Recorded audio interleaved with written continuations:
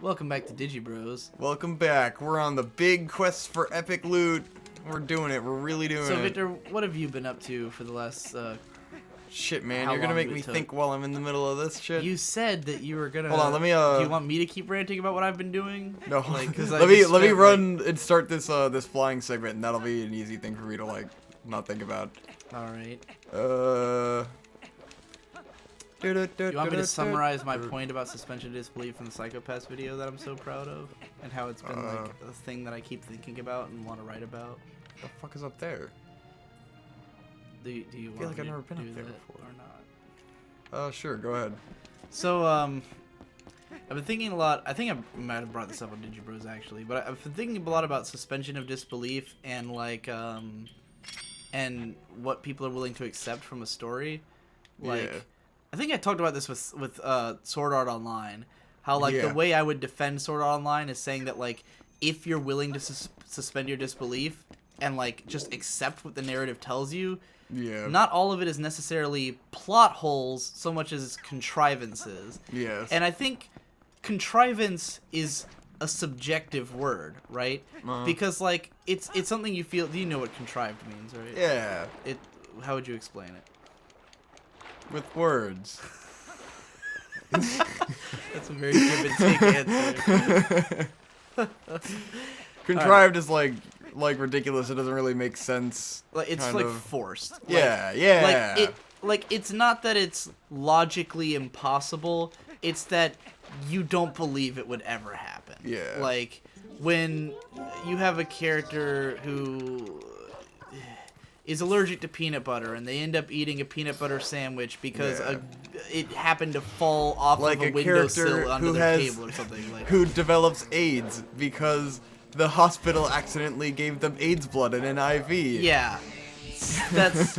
I mean, it's ridiculous and like. It doesn't make any And fucking there's- sense because that wouldn't happen. There's an extent to which you have to say, like, okay, it's a story. I'm willing to accept certain things because it's a story, and Yes. all stories are...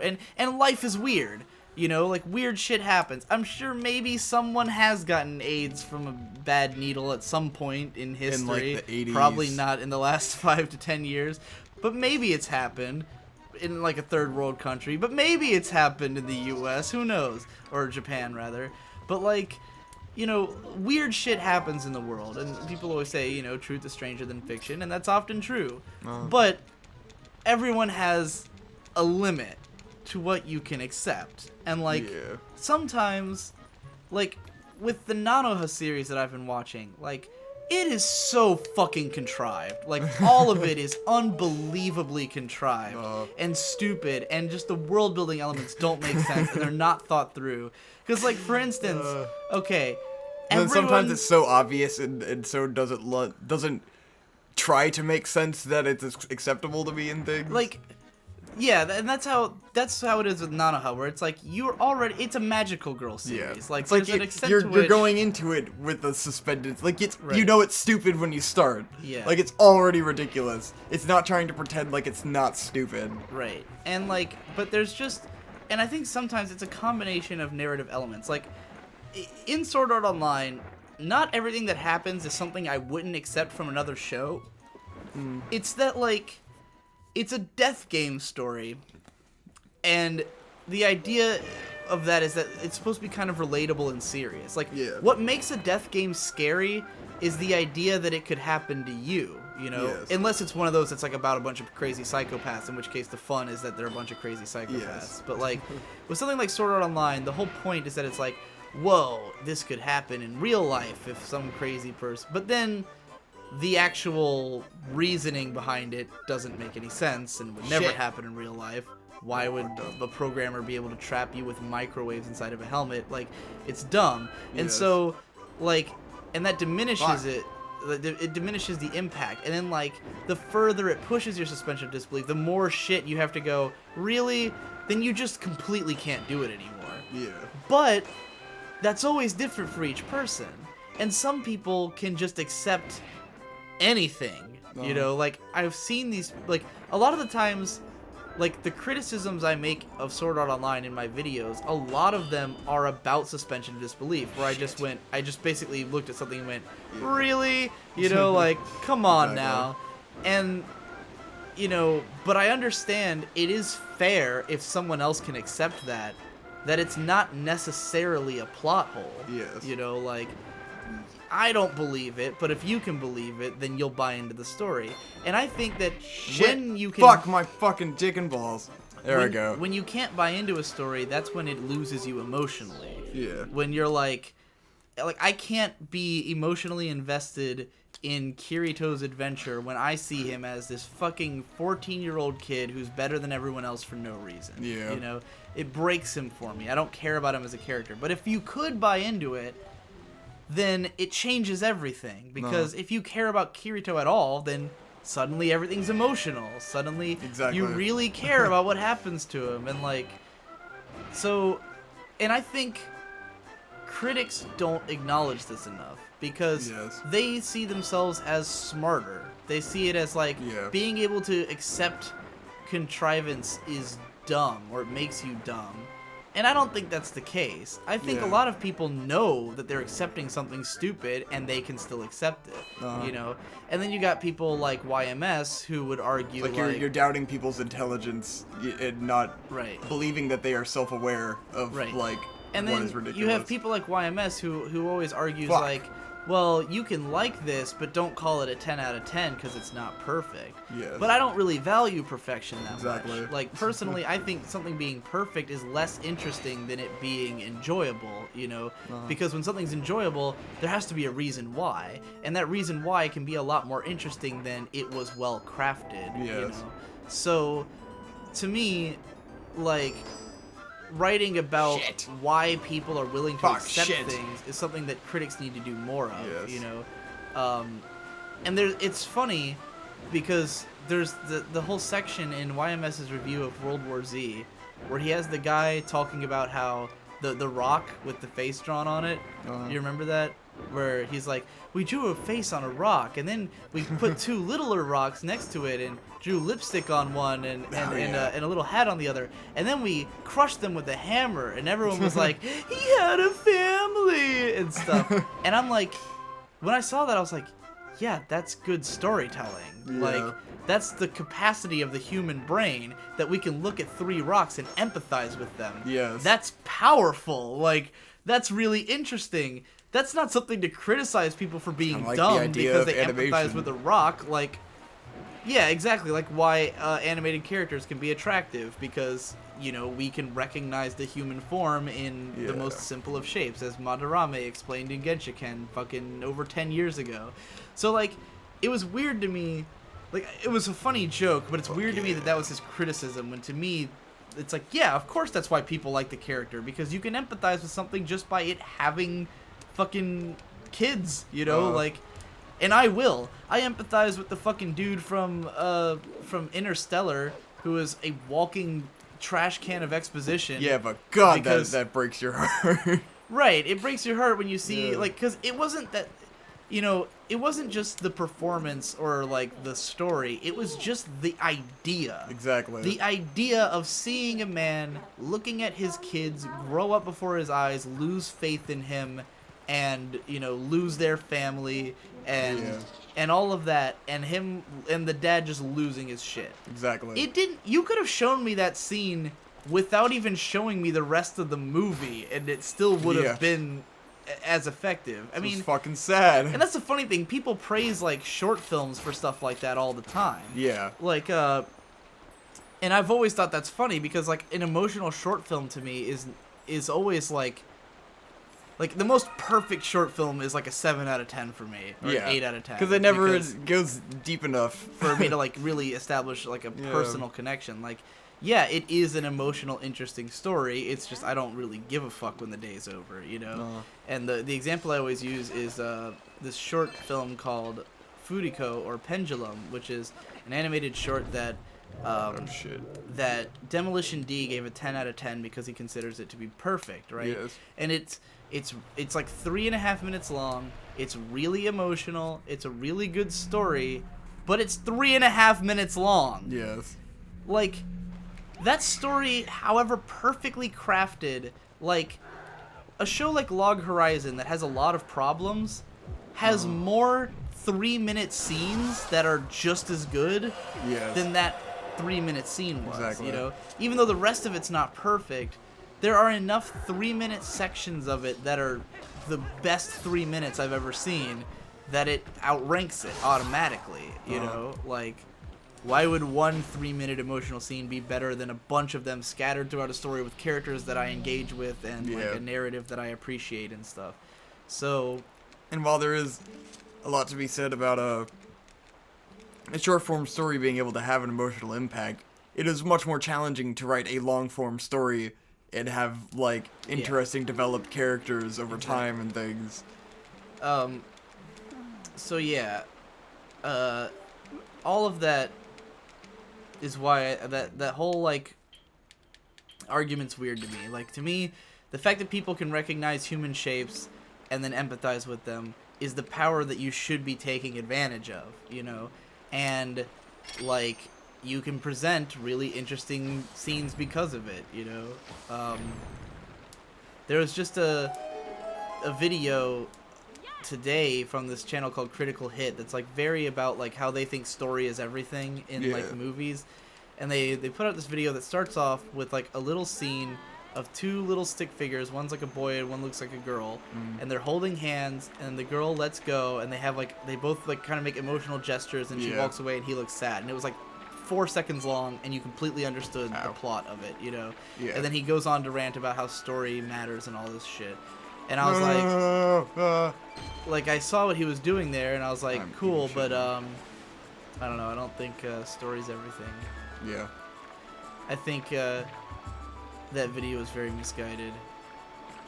Because he was talking about how, like, there's stuff that you can like, or he's like, is being not boring the only thing that makes something good? And he's like, no, it just makes it exist, you know, like, good stories are all about touching your heart and all this shit. And I was like, well, for me, sometimes a good story is about, like, having one concept that made me think for more than 5 seconds. Yes. That can be a great story. Just, you can't say it's about one thing, it's about everything. It has to be emotional and not be boring, okay?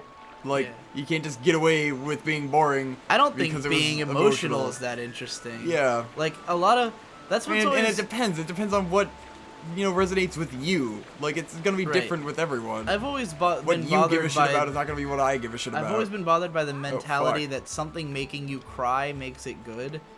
And I think this is a really widespread mentality. That if something makes you cry, that means it was good. Yeah. And this is why Clannad is so fucking popular and why Anohana is so fucking popular. Yeah. Because they make people cry. But, like, getting an emotional response is not...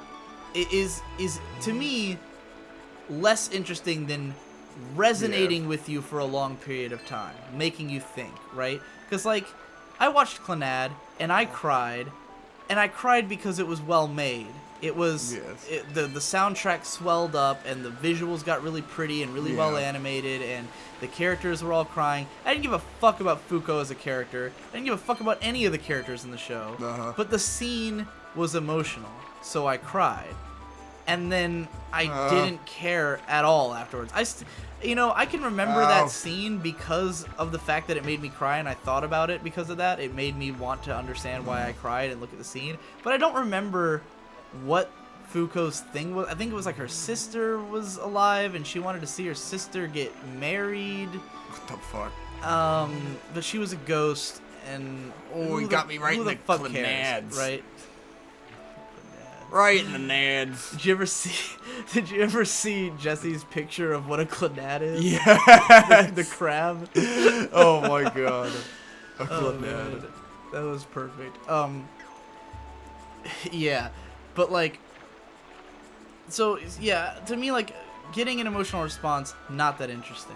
Now, Psychopaths never made me cry, and most people would criticize the characters as not being, the characters aren't that interesting from most of the beginning. The story is not that interesting. It's the ideas that are interesting, that make you think, like, oh man, the civil system, it's such a great comparison that when I was giving a political argument earlier, I used the civil system Yes. as a basis because it's such a perfect a great idea idea, yeah. to like launch into conversation about, you know?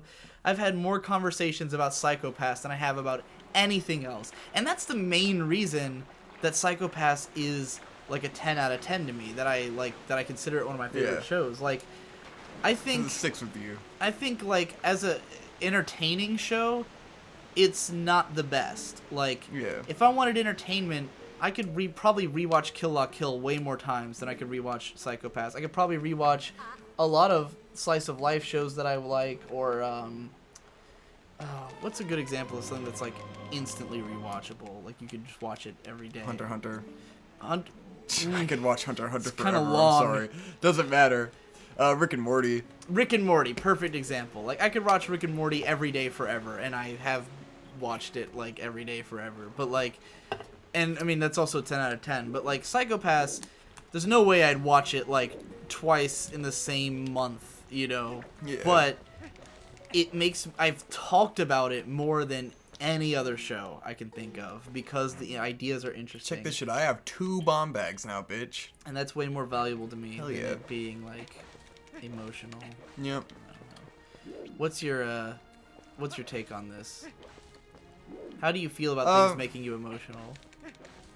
I mean, I obviously fucking feel almost the same as you because We're the same we person. see, yes.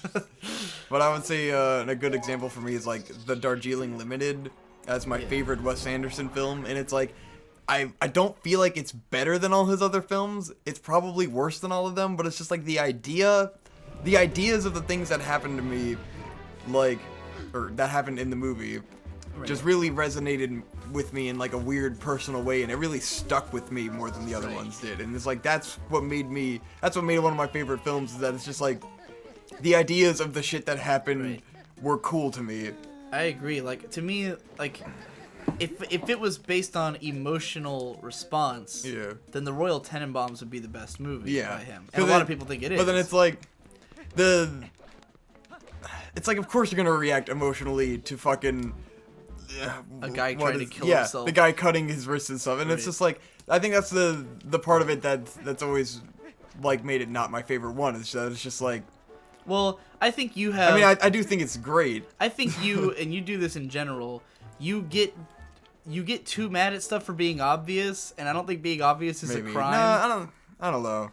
Because I think they handled it well in the Royal Tenenbaums. I know, but I do think you have a tendency to think, well, of course that thing makes you feel that way, and then you like when with the Jeff Rosenstock thing where you were like, of course this makes you feel like I was just being a dick though. Like oh, this is how you were supposed to do this. I feel like the timer used to be longer on this. I'm like, how the fuck am I supposed to get all these fucking things? Because even now it's like going way too fast. Well, you fucking didn't do it very well. Yes, I did not. Let me think about this. Do you need the double hook shot for this? No, there's another one that you need that for. Um, This is the easy one.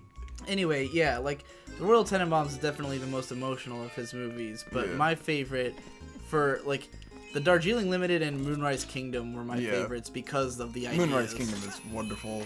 Yeah. And that one was fairly emotional, too, but, like, I mean, all of them were fairly emotional, but, like, why didn't you go, you could have done all 4 whites in one go. They were all on level with each other.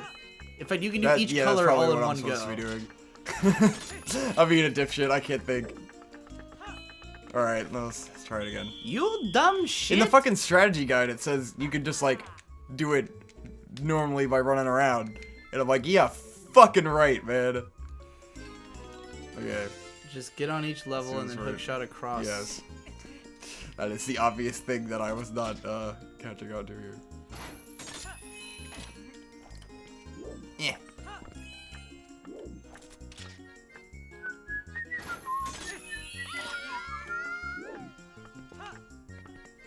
Alright.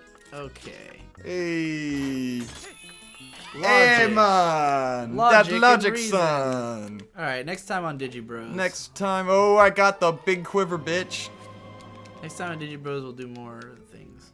We'll do shit. We'll do whatever. We'll live. Well, yeah, whatever.